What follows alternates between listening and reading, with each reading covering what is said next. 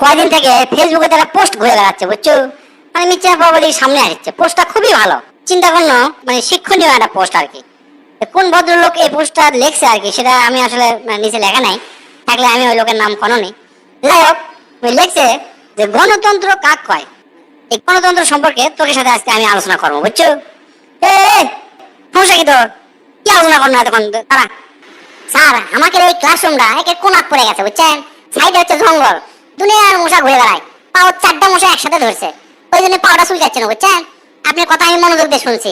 আপনি করছেন গণতন্ত্র কাক কয়, সেটা নিয়ে আলোচনা করবেন। কোন স্যার?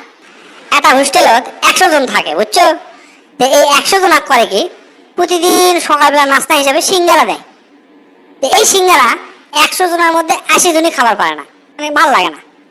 ইত্তে সিঙ্গারা দিলে কার শরীরে ভালো লাগে?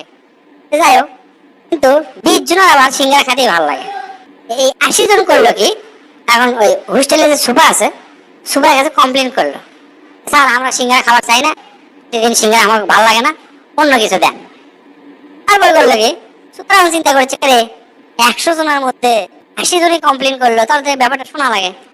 সুপার করছে, ঠিক আছে, নো প্রবলেম, তোমাকে এই খাবার নিয়ে ভোট হবে, ভোটে যাই জিতবি, মানে যে খাবারটা জিতবি সেই খাবার কাল থেকে নাস্তা দেওয়া হবে।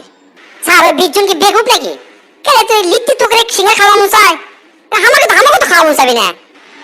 চুপ কর, গল্পটা শেষ করবার দে, শেষে তুই মন্তব্য করিস। আচ্ছা যাই হোক, পরের দিন ভোট হলো।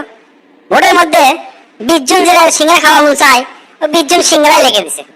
আর যে 80 জন, এই 80 জন ভোট দিল, কিন্তু ঘটনা হচ্ছে এই 80 জনের মধ্যে 18 জন ভোট দিলে হচ্ছে যে ডালপুরি, 16 জন লিখে দিল পরাটা আর সবজি, তারপর 13 জন লিখে দিল রুটি, 11 জন লিখে দিল মাখন পাউরুটি, 10 জন লিখে দিল লুডুস, আর লুডুস খাবে, আর ভেজিটেবল রোল খাবে 7 জন, তারপর এগ টোস্ট খাবে 5 জন।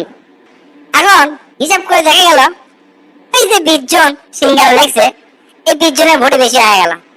খেয়াল করার পরের দিন থেকে সিঙ্গারাই চলতে শুরু করলো। এই গল্পের মোরাল অফ দ্য স্টোরি কি জানিস?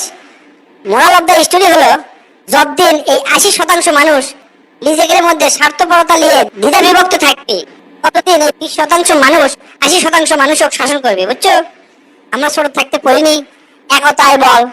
এখন ব্যাপারটা হচ্ছে, যে গ্রামে দেখবো 10 জন 12 জন 15 জনে একতা আছে, ওই 10 জন 15 জনের সাথে কিন্তু 100 জনও পারে না। ঘটনা বুঝছো? একই বলে গণতন্ত্র।